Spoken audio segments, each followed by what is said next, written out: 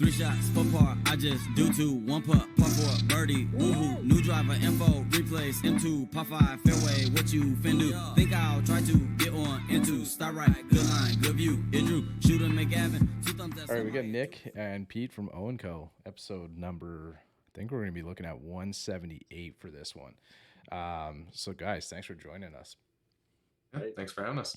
Thanks for having us. Appreciate it. Bryce, Never done this before. No, first pod, love that. We're a lot of the first pods, I think, Bryce. It's like, yeah, it's good for us though, man. We just love having a chat. We love kind of learning about brands, players, whoever it is. So it's we'll talk with anybody about golf. So it's good for our guests too, because we keep it pretty chill. We don't really, we're not too structured. Yeah, that's what I liked about when I was listening to some of them. It just, I don't know, it seemed just like a natural conversation, nothing planted, nothing weird, anything like that. Exactly.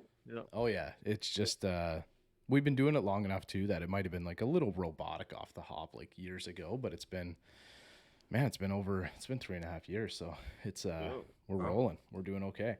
But Pete, maybe if we can start with you, if we can do a little bit of intro about yourself. Nick will hop over to you, and then maybe both you guys can tell us a little bit about the brand, kind of just bring us to where it is now. Sure. Yeah. So we're very new. I'll say that. My story, I've been working in IT technology for 20 years. Still doing that. That's my full-time job.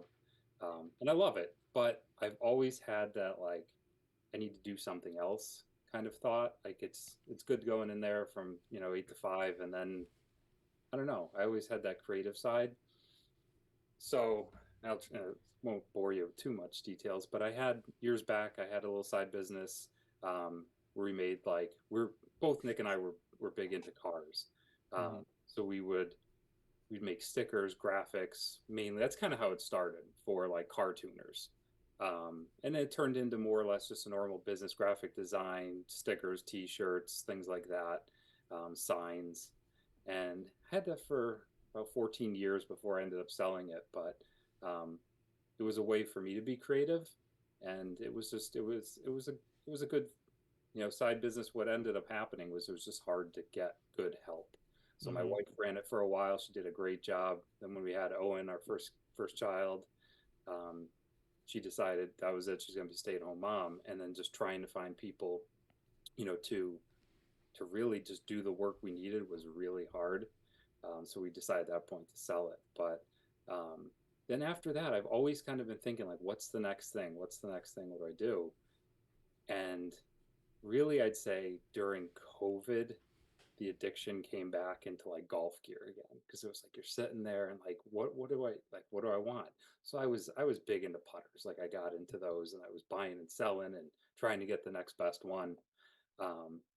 And I always thought, because I'd get it, you guys like are into that too. You'd be on the hunt for so long, you'd get that putter and you'd use it and you'd be like, this is cool, but I don't know if it's worth X thousands of dollars for this thing. It's cool, but and then you kind of look for something else. And I always thought, like, if I could make a putter, which I knew nothing about, like I could make a really good putter that I would love, that would work, and it would be, I don't know, kind of like a piece you wouldn't want to get rid of. And I'll probably turn it over to Nick, but Nick works with me at my full-time job. And we were just talking like randomly, and like, oh, like, what does your dad do for work? You go, oh, he's a master machinist. He owns his own company. He makes all sorts of parts, for Smith and Wesson and other things, and really anything. And I was like, well, could he make a putter? And Nick's like, yeah, of course he could make a putter. Like, of course he could.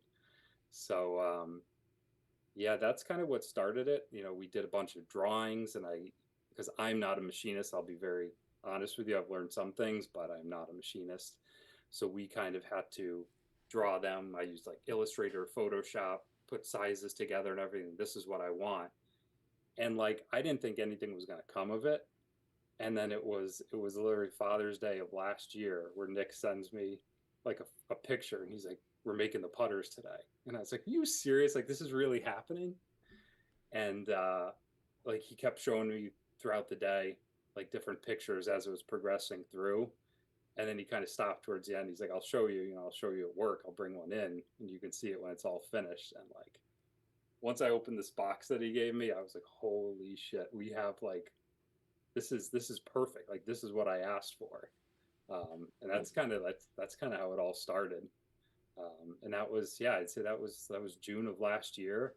And then after that, we kind of just started pushing forward and, running batches of putters and figuring things out. And it's been a wild ride. We've made a lot of putters in a short period of time. It's been a lot of work, a lot of late nights, weekends, things like that, because it's tough to find time when I have 2 kids, wife.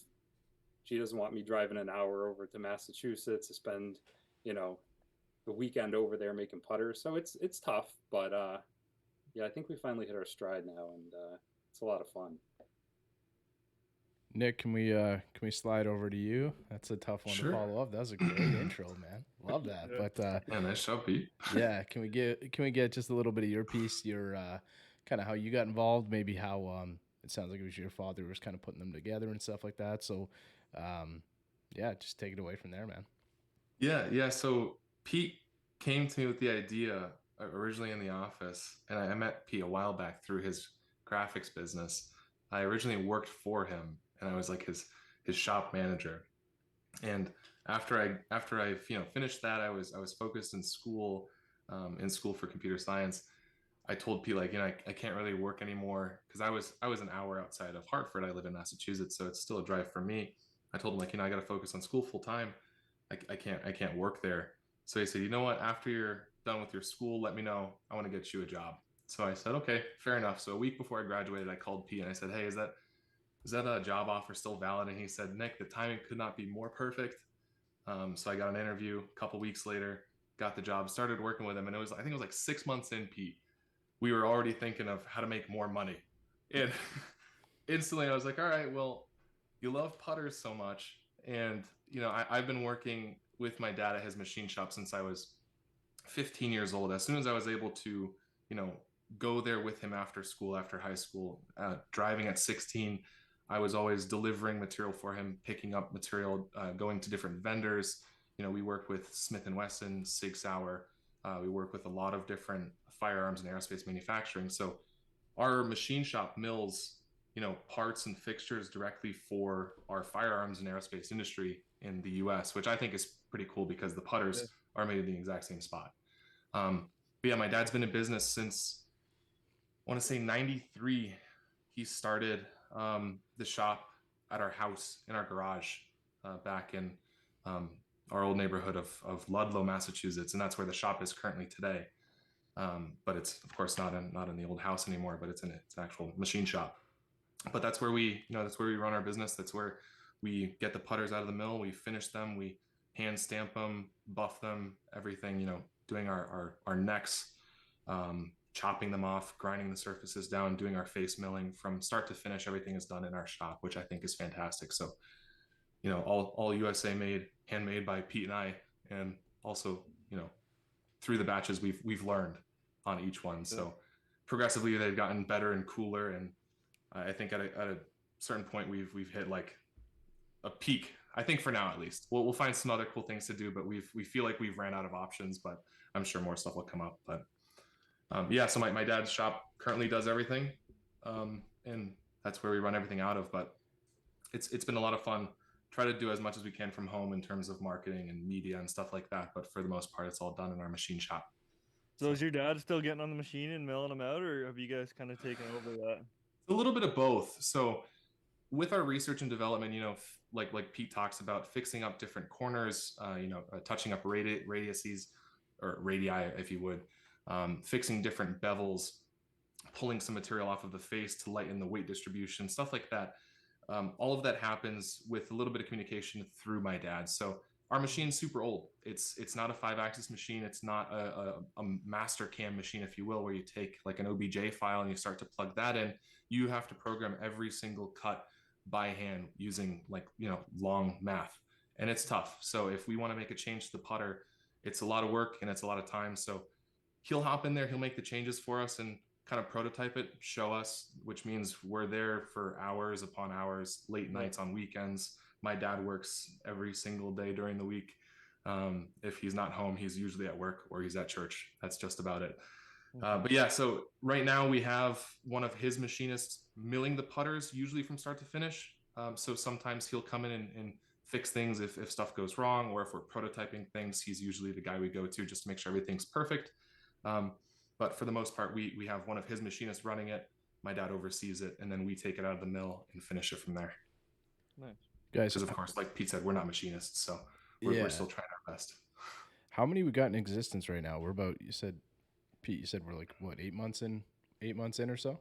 Yeah, I think we're like 36, 37 and 38 right now. But yeah, I think we shipped there. You've got one literally right there. I think that's 36, right? Yeah, I have the box here for 36, and I have it finished drying over there, and then I have some more glamour shots to take of it tomorrow before shipment.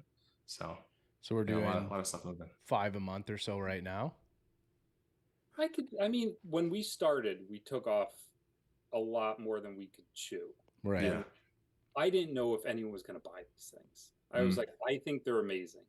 And if people see them, if they feel them, if they try them, I think they'd buy them. And I was confident in our machine shop too, because one of the biggest things too was negative feedback, because just right out the gate, we have a relatively high price tag. We charge quite a bit for a solid product, but that's because from start to finish, everything's done by hand by us in the US. Like, it's no BS. It's quality material. We don't try to market it any which way. Like, it's expensive because it's quality work, and it costs us a lot of money. Our margins are crap.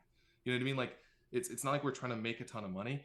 Our processes are expensive. We do it the right way, and we do it, with care. And every single putter takes a long time, and that's because we put a lot of effort into every single one of them. And there's a story behind every single piece of the process.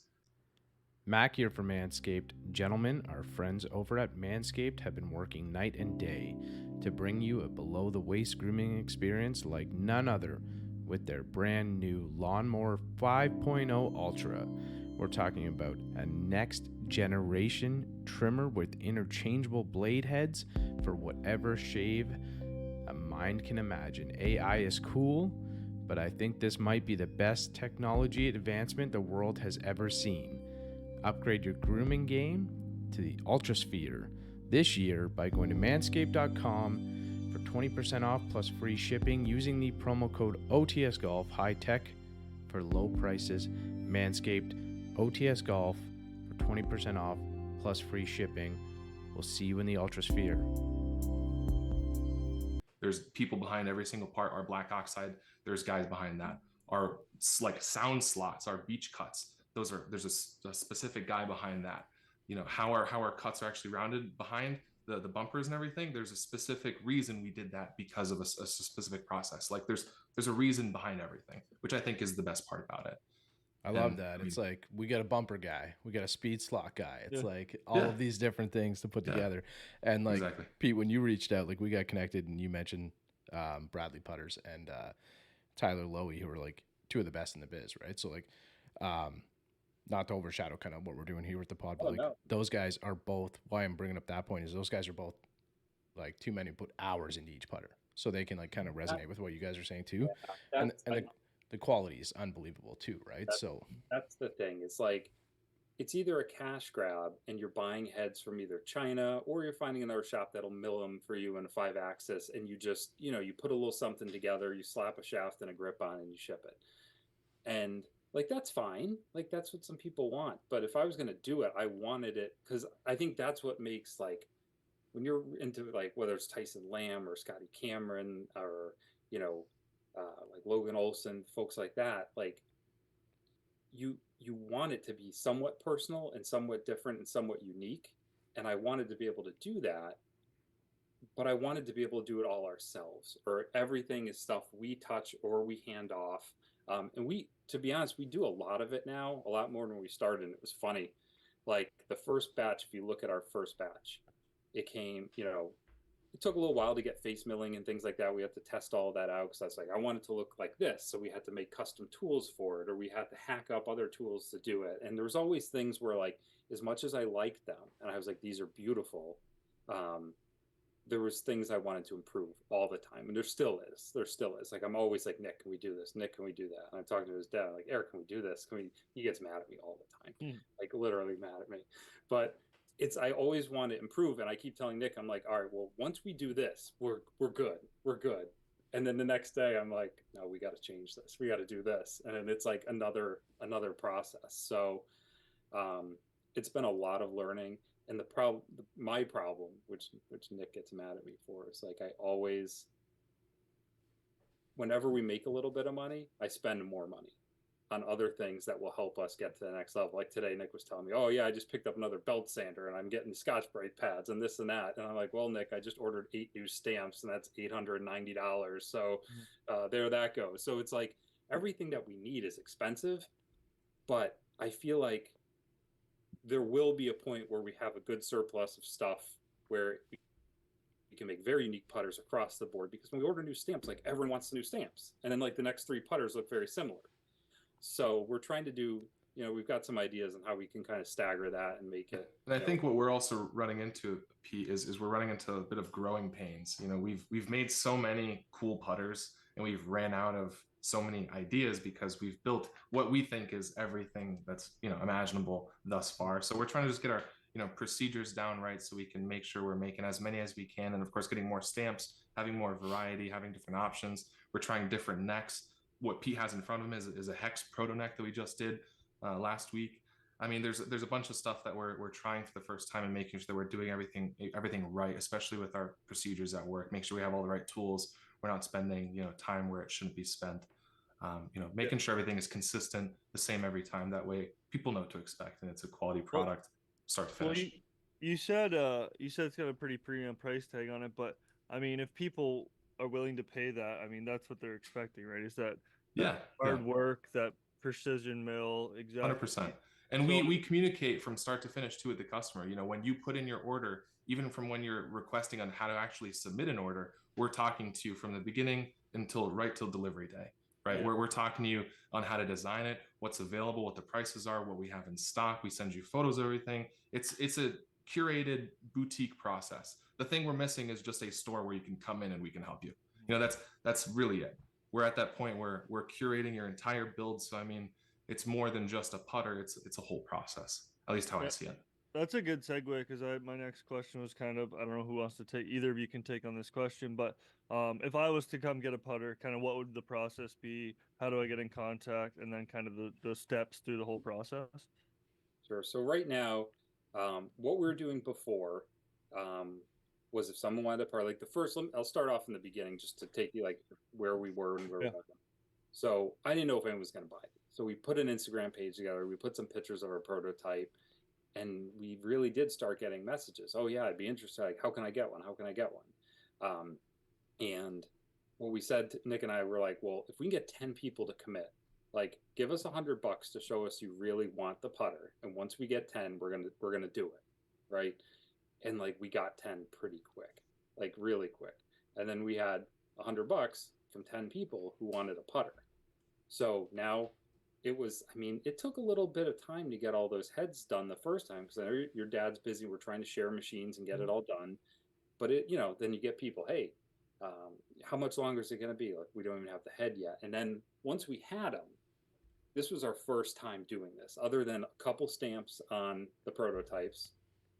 Like, we hadn't done any of this, so it was like, I was scared. I'll be honest. I was scared shitless. Mm-hmm. I was like, I'm going to screw this up, and then I'm out X hundreds of dollars right here if I, misstamp it or something. I mean, we were scared of stamping the prototypes when they first came out because they were so perfect. We had 2 prototypes sitting there for the longest time. One of them, Pete was playing with just blank for months because we were afraid of ruining it. We didn't touch it. It was fresh out of the mill, and we blasted it. We finished it, and that was it, because we were just afraid of ruining the things. Like, we were very timid at the beginning. So long story short, so we took the 10 orders. We got, I think we did 12 was how many putters we milled the first time. Yeah. And then we literally, like, I think I took a day off from work just to start working on them. And the amount of progress we made was so little. I'm like, oh my God, what did we get ourselves into? Like, because you can't rush these things. And I was like, at that time, I was afraid to use like a grinding wheel. I was afraid to use a deburring wheel. I'm like, I'm gonna ruin this thing. Like, I can't. It's like perfect. I don't want to touch it. Nick's like, you just got to do it. Like, stop. Like, it was funny because he's like, just do it. And I'm like, yeah, but if I take too much off, I've ruined the head. So the first batch you'll see is very like out of the mill. We deburred it. We like I hand sanded it because I was so afraid to like screw it up. So you'll see like the bumpers. They're very sharp. Not sharp, but they're sharper than they are now. Yeah, they're more structured. Top line, Yeah. everything like that. Everything's a little bit like perfectly out of the mill, we call it. And then so we sold those, and then we started getting more messages, and we kind of kept taking deposits on people that thought they, really wanted them. We have a website that still hasn't even fully launched yet, where we put like an order form where they could mock it up. Here's what they want, put everything in. We'll take a look, we'll quote you, and then we'll go from there. And same thing, we're taking deposits. And me, I'm a stressed out guy all the time. So I'm like, oh my God, we got more people's money. And Nick's like, oh, I took another deposit. I'm like, oh my God, when are we going to get these done? So that was kind of like up until just recently, where now we built a way you could fill out a form on the website, goes into a queue, and now it's kind of on our time to be like, all right, now I can start another. Or we're going to do, we're going to go on a weekend and we're going to finish this one or this two. Or maybe we could group them together. So if we're doing similar necks or things like that, we can do the same process. So long story short is if you want one now, you can go to the website. There's there's two things we have right now. We have the putter queue where you just fill out a couple things, what material you want, like neck style, just so we get a good understanding. Doesn't cost anything. It goes into the queue. When we're ready to take on that order, we message you, whether it's Facebook, whether it's texting, or give a call, and we're saying, hey, do you still want it? If you do, it's $100 to get going, and then we'll start working with you and building it. And right now, I think we've got about 30 people in the queue right now, which is Nice. Wow. It's cool. But I also feel bad because people come in and they're like, hey, I want a putter. And I'm like, it could be like 6 months. I don't know what to tell you. Like, I want to figure out how we can do it quicker, but it could be a while. And they don't seem to have a problem waiting. But the other thing that we're trying to figure out how to do too is there's been like just as much interest as there has been for putter we have now. People want a left-handed model. Mm-hmm. And it sounds easy. I'm like, Nick, let's just flip everything and do it. And he's like, it doesn't work that way.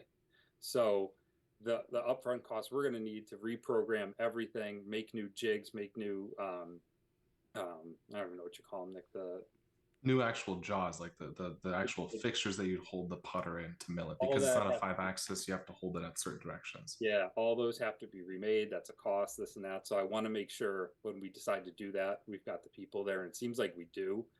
But I think we need to get through the next batch that we're going to start running in like a week and a half. Get through that batch, and then we can jump into lefties. I know a lot of people, when is it going to happen? When's it going to, like, as soon as we can, believe me, I want to do it, because I feel like the lefties do get left out a lot from like getting a cool putter. Mm-hmm. Yeah. I know a lot of people who've wanted them, and I right away they ask me, do you do lefties? I'm just like, I'm sorry, but I wish, That's just something Mac. we can't do. We've got some buddies who actually own a company named Left Behind Golf, so it's out there. It makes sense. So we're gonna get there. Don't worry, Yeah. but it's gonna take us a little time. Hopefully this year, we'll be able to do it. But I think it's just so much more that goes with it, because now, if everyone just wanted a plumber's neck, it would be easy. All right, we'll mill a bunch of plumber's necks, and okay, fine. But everyone wants something different. So now we have to reprogram slant necks and whatever different neck they want, flow necks, and it's a lot of work. So I think we'd have to start small, saying we can do like a plumbers, we can do a welded plumbers, or we can do like a short plumbers, or we could do like a hex neck or a flow that we just bend ourselves. Some bent thing, yeah. Start a little simple, but yeah, it's crazy. Every time I think of it, I get stressed out. So that's why I'm like, if we have this queue, I feel like at least now we're in control. We don't take any money until we're ready to build a single putter. Then we'll take $100. We'll build the putter, and you pay the rest, and then we ship it out. Love that. So anybody, same as always, if you're following us at this point, I'll put the Instagram so you can go over, have a look, get into the rabbit hole of looking at beautiful putters like we do often, and then the website with the will be in the show notes as well. So if you want to hop on that queue, now is apparently a very good time. Now is a good time to get on there. Get in. I'd hate to have people waiting way too long, so get in. We'll figure it out. So we're milling quite a bit for next batch. So in a couple weeks here, we'll be having, I don't know, well over 40 plus putters in the manufacturing process. So, and we should have quite a few new materials to show, new finishes. Trying to do a lot of cool new things for this next batch. So stay tuned for sure. I think a lot of people that are interested in this, like in this type of putter that has, a lot of, I don't know, just like a lot of work put into it, a lot of soul into it, if you will. But I think people don't mind waiting. Like it's it's a custom putter that they're looking to get like a one-of-one piece essentially, right? So we found with anybody that we've spoken to in this kind of niche putter market, there's been no complaints about timelines. It's if you're kind of wanting a piece and you have a specific thought for it, and they're going to work with both Pete and Nick here, and the close individuals involved, it's not typically a worry. So I wouldn't worry too much about it if I were you guys. That's probably easier said than done, Pete. But but you know what? You're right. It's like, of course you want it. Like if you can get it tomorrow, you'd be the happiest guy. But you are also okay, because I ordered tons of custom putters in my days, like back to Byron Morgan, and I remember waiting like 6-7 months for a putter. Yeah. Finally, you'd get it. Be like, oh. But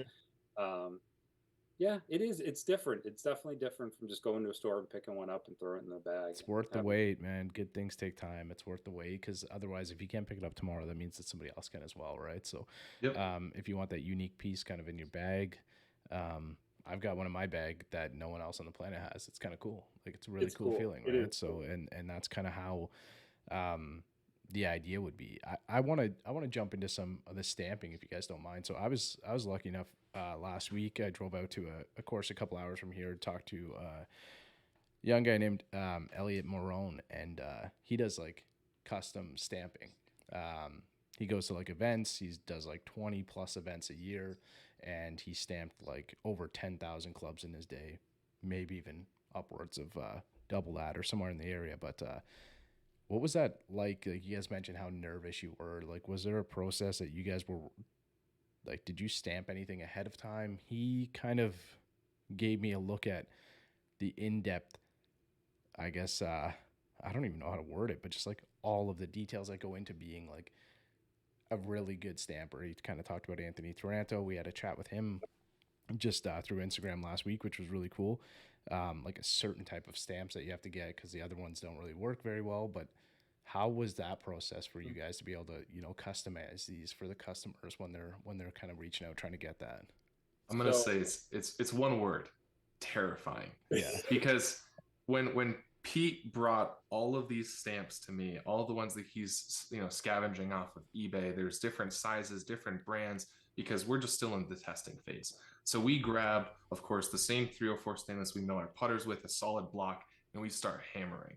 And we're trying different hammers, different lengths, different weights, and we're trying to dial in what works well, what doesn't. At the end of the day, it's just confidence, understanding that you're not going to break your finger, hope you don't break your finger, and hope that the stamp doesn't fling and hit you in the face. Like I had a putter a couple weeks ago that I nicked up because the stamp flung out, first hit me in the face, second hit the face of the putter, so then I had to get it remilled. So there's a lot of stress that's involved with it. And I know when we first started stamping, Pete was kind of making me like the dedicated stamper up to a certain point because he just didn't feel like he could do it well enough. And I feel like now he's getting a little more comfortable with it. But no, it's scary. It is really, really scary. And yeah, like you said, there's only certain stamps that work well. Certain stamps leave weird imprints.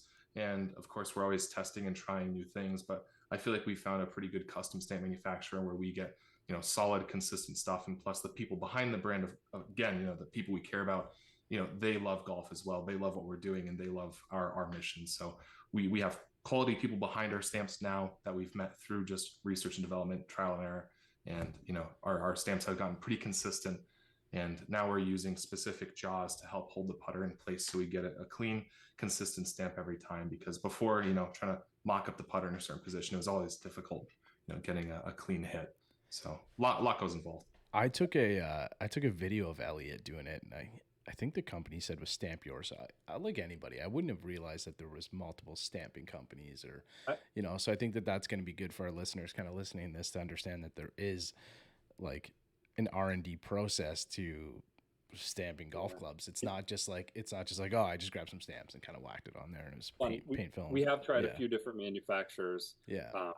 With different success, and you know, I'll be honest, because Eli's awesome at Stamp Yours. That's who we're using now, because he it just seemed like that was kind of where through his R&D he kind of landed there. They have this cool block that he brought, and he just bolted it into the table, and then he dropped the wedge on top of it, and it's like a magnetic block. I don't know if you guys have seen that, but it was pretty cool.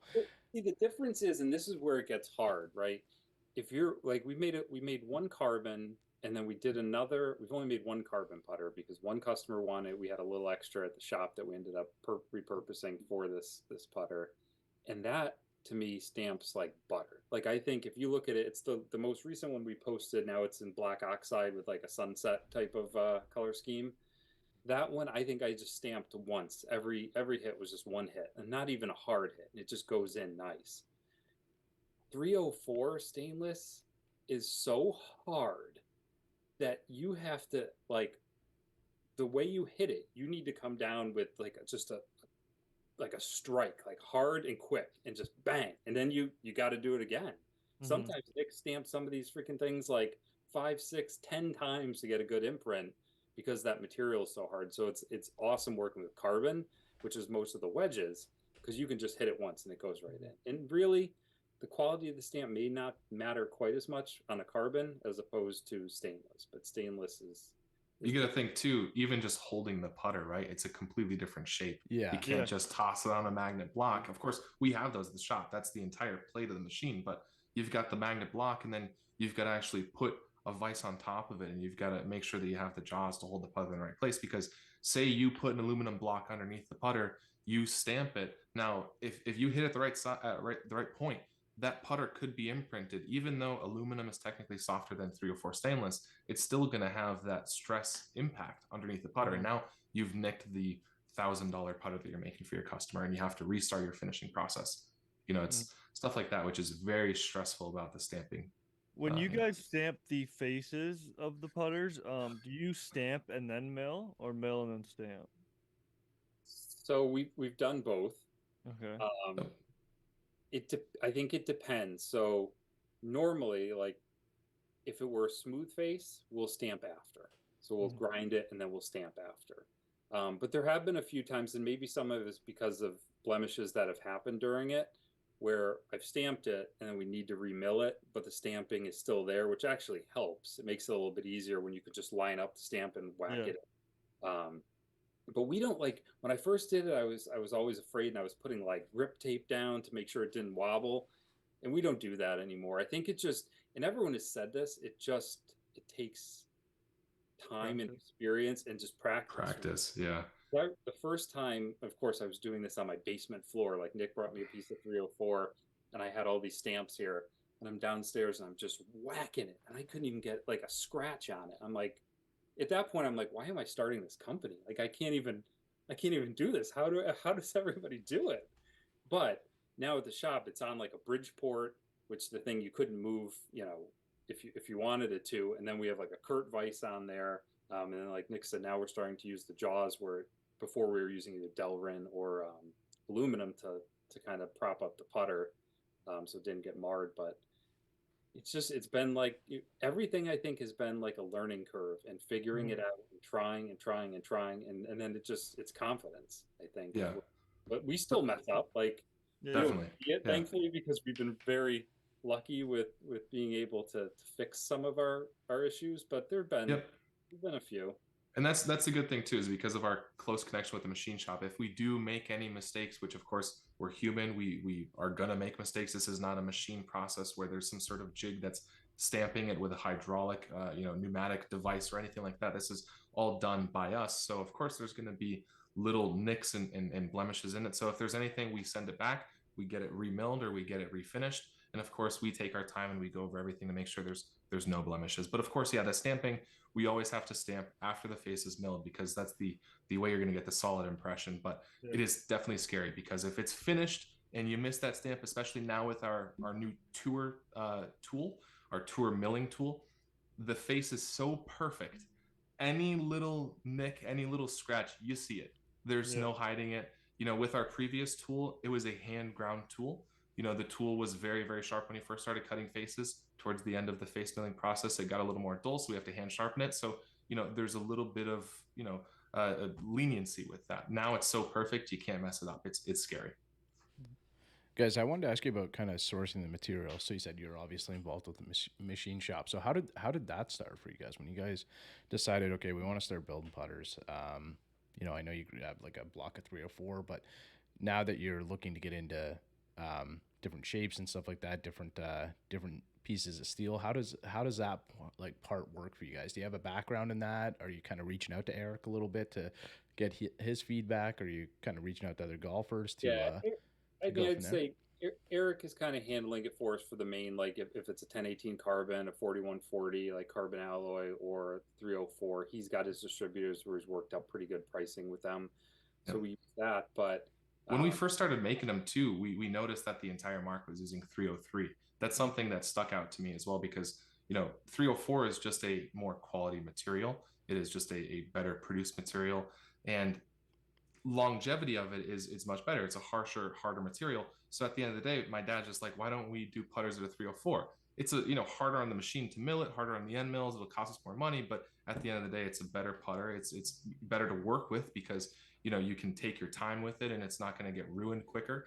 So it's going to last you longer. These things will last forever. So we picked that material, the 304, because it was just the higher baseline. And then from there, we kind of, just asked the market, do people want other things? And people said, we want to try a carbon. So we did a 1018. We did the standard cold roll steel, which, funny enough, is the crappier steel, but it's more expensive than other carbon steels. So it's funny, people want it just because it rusts a lot. It gives you that patina, it's a character thing. But then we also offer, like Pete said, a 4140. It's a carbon alloy, so it's a little bit of the feel of the carbon, but not as much rusting. It kind of holds its own like stainless wood. So a lot of different testing would involve R&D, of course, my dad's knowledge. And now we're doing different materials, which requires our own research into it, because, my dad doesn't have all the time in the world. So we gotta research our stuff too. Is there a lot of weight difference between the different materials, or is it all pretty similar?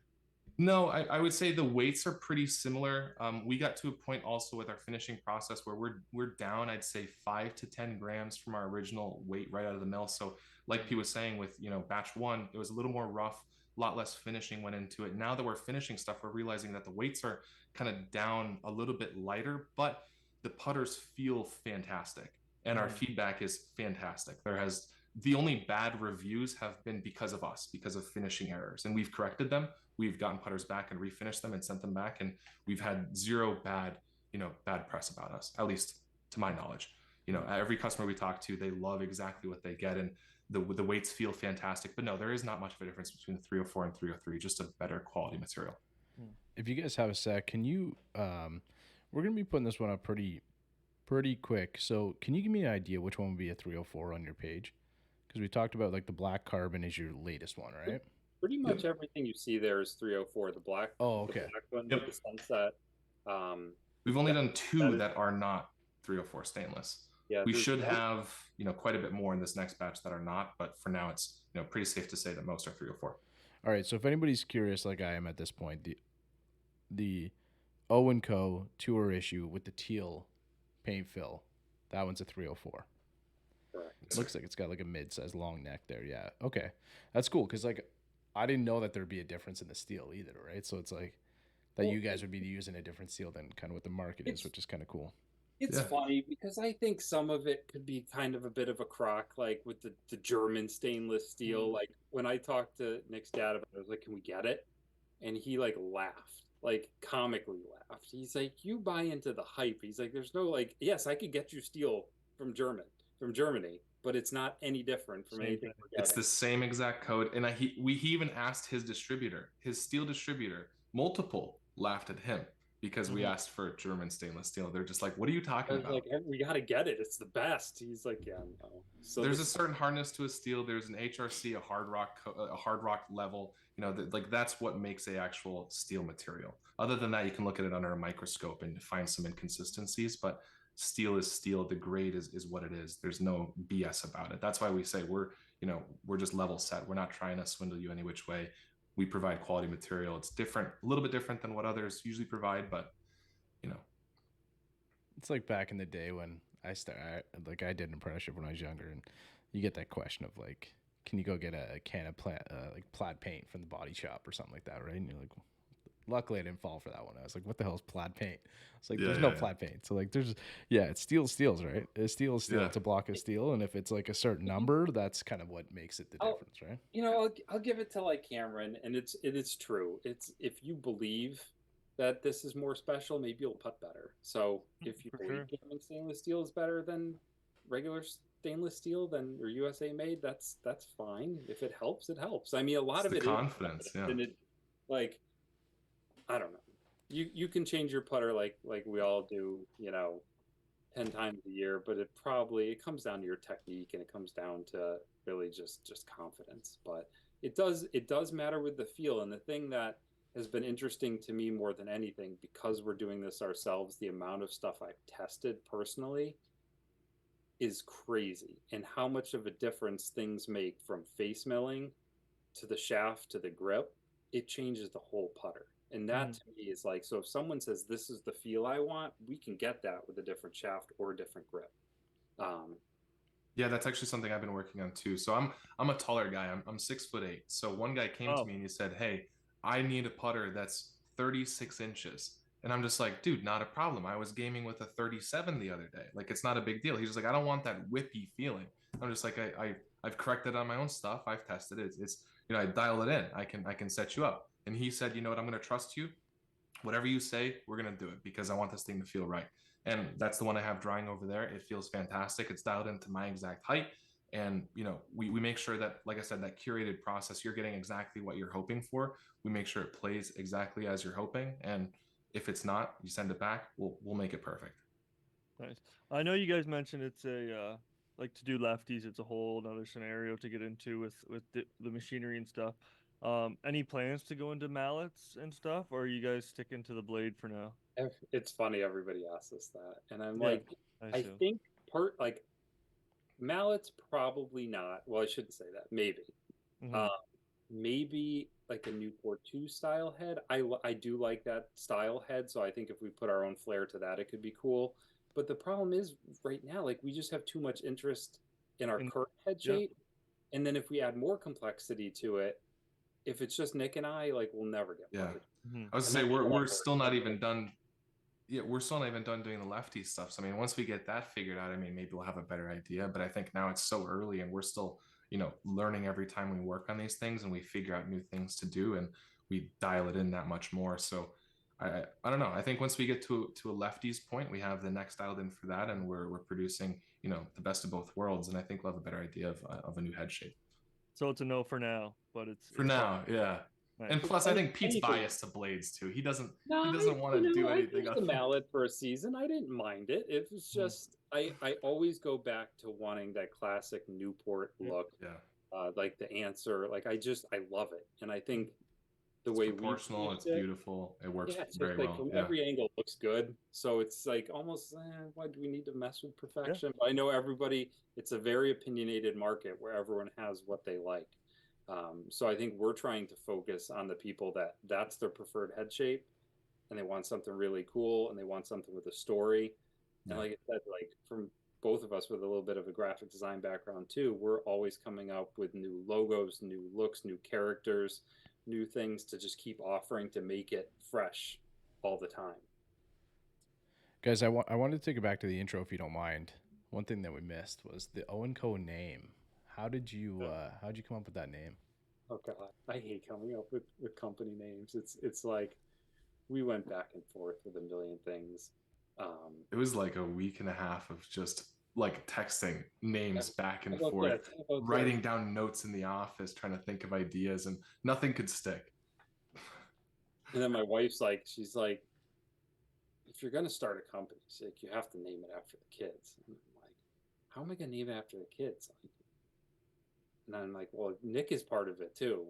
So I can't just name it after the kids. So essentially, and it's funny. So my two boys are Owen and Cooper, which essentially is OW&Co.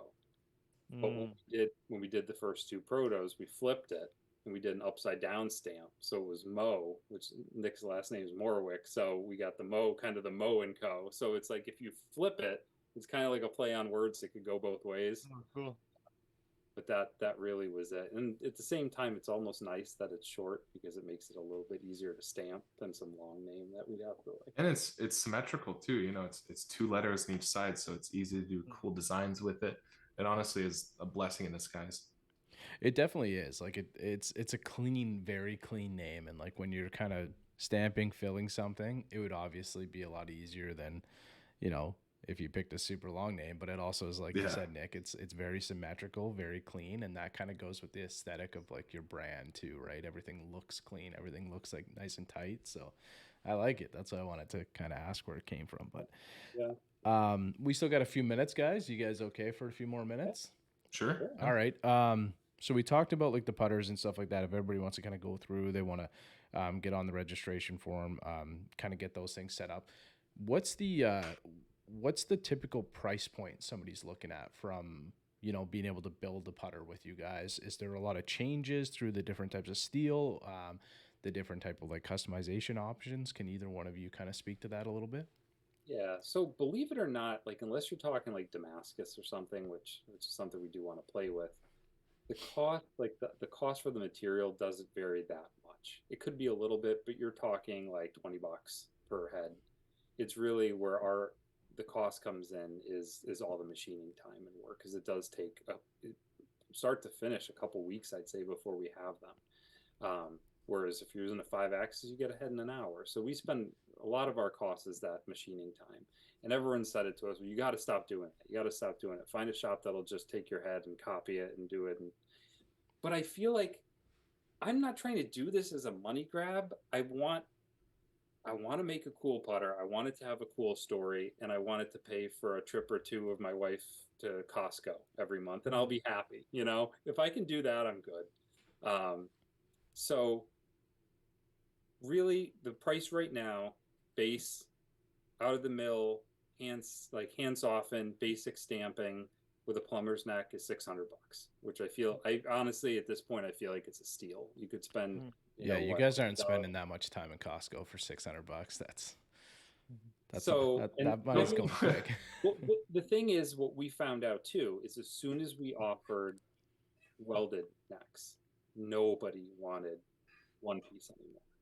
So the amount of work that Nick and I have to put into every single head to cut it off on a surface grinder, then make sure the putter is perfectly smooth, perfectly even, because when we weld it on, it can't be off center.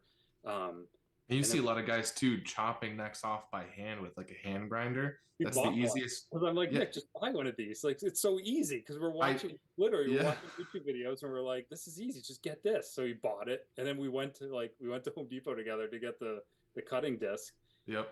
And we both looked at it, we're like, we can't freaking do this. So we, of course, have to make it, like, set up a jig and everything so we could use it on the surface grinder. Yep. But it takes hours, like, sometimes, to get it perfect, or we can even put the neck on it. So for this next batch, we're going to do some, because a few people still want them with an integrated neck. We don't want to, like, say no, but most of them are going to be without a neck, and then we'll add the neck on separately, because it seems everyone's got a preference on what they want their neck to be. And I personally love the integrated neck. I think it's beautiful. I think cleaner, in my perfect. opinion. Yeah, 100%. Does look nice. And then shafts and grips and the different options, finishes and stuff like that, you would just kind of work out on a customer by customer basis. We're trying to do a lot of different things. So we're working on creating our own, like, instead of buying, we've been doing a lot of KBS shafts, True Temper, and they're great. But I would love to see the entire putter be products that we produce. So we're working with some grip manufacturers, some shaft manufacturers to make our own. We got like 10 of them in to test them out. We have some carbon composite shafts that were. Yes, I got a rainbow. I got a carbon shaft over there in the corner. They're beautiful. We got some prototypes Yeah, going. but We're trying to test things seeing out. if people like them, if they work out, if we like them, and then hopefully down the road the whole putter from soup to nuts will be our brand, which I think is something a lot of other folks don't do. So I think I think the build actually we have going out is exactly that. I think we have our entire brand all in one go. So we have the grip, the shaft, the head cover, and of course, spray painted box by us. Nice. Love that. That's really cool. That's a really cool idea. I don't know that there are too many companies that are doing the shaft as well with the grip, and you can source different grips and kind of have them printed and whatnot. But that's a really cool idea. That's fully customized with an O&Co kind of. Yeah, we're trying to give our aesthetic. We're trying to give kind of what we would curate as design, and of course we work with the customer if they want a specific color, they want a specific grip. We would of course supply a different company if they would want it, but we offer the option of our stuff. When we started, we just bought a bunch of different grips, so we had like the whole kind of range covered, and we're like, oh, choose whatever one. You took a picture. Here's all the grips we have, but now we we still have some of those, but we're trying to push grips wherever we can, so it's the whole thing. Yep. We think they match up pretty well to the putters.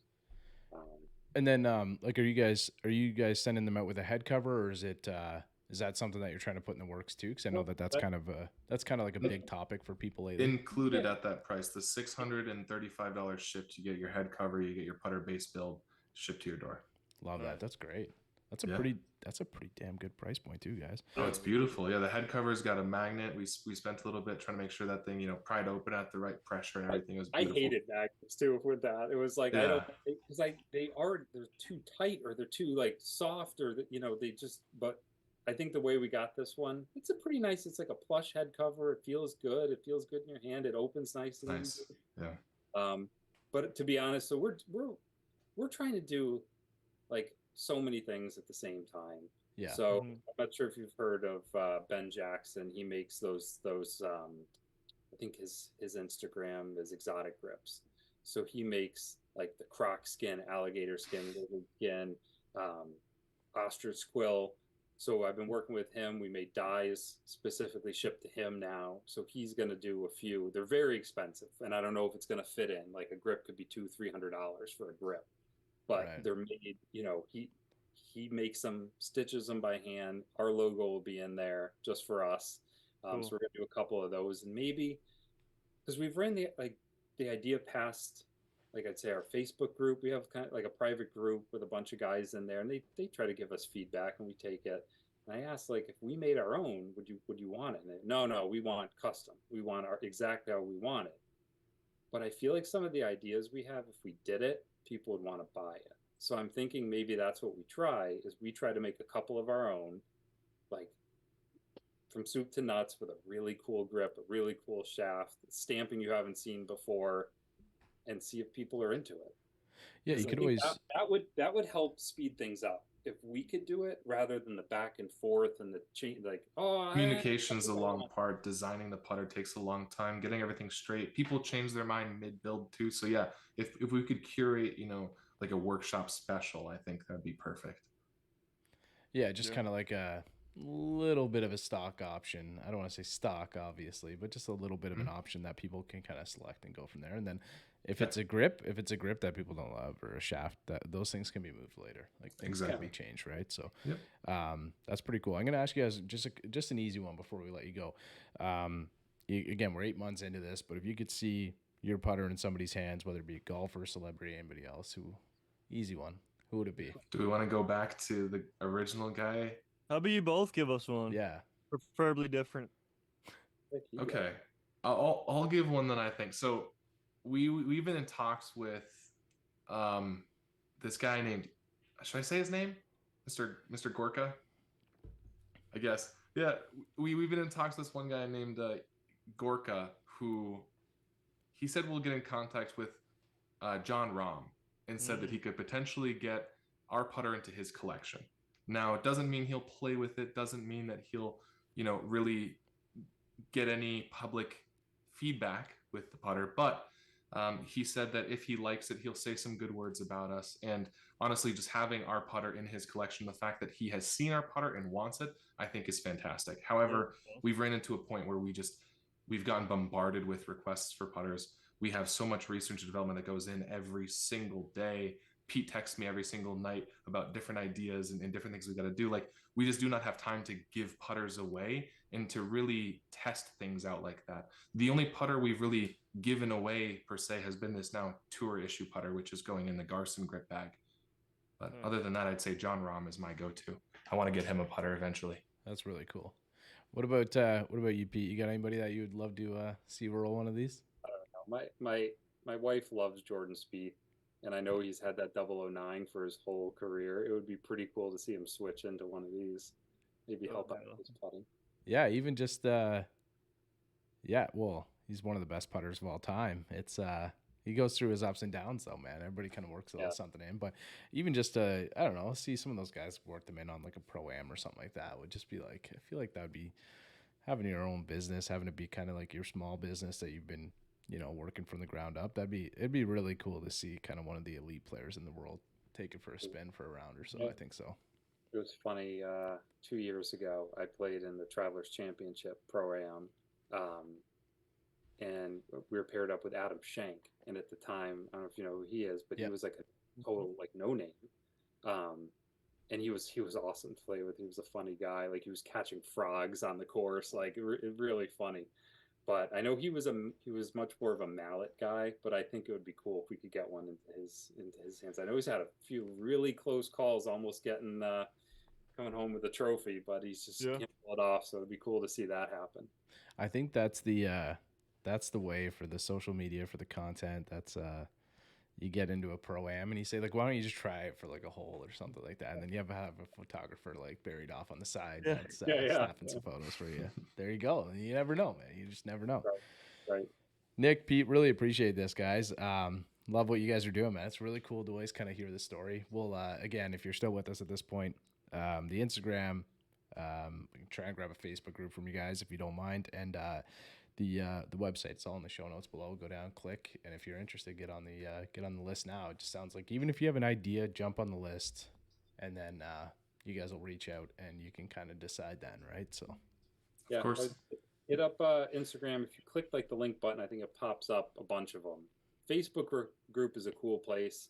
Like, all the people are really good. Like, there's no like haters, anything like that. Like, we don't want that stuff. We want to have a good time, talk putters. Also a cool way to see all the putters we've made. You can always ask for photos of your own. A lot of behind the scenes stuff there where you won't see it on Instagram or anywhere else. So it's kind of like they see the production of some of this stuff. So it's kind of cool. If you're into it, I think it's a fun place to be.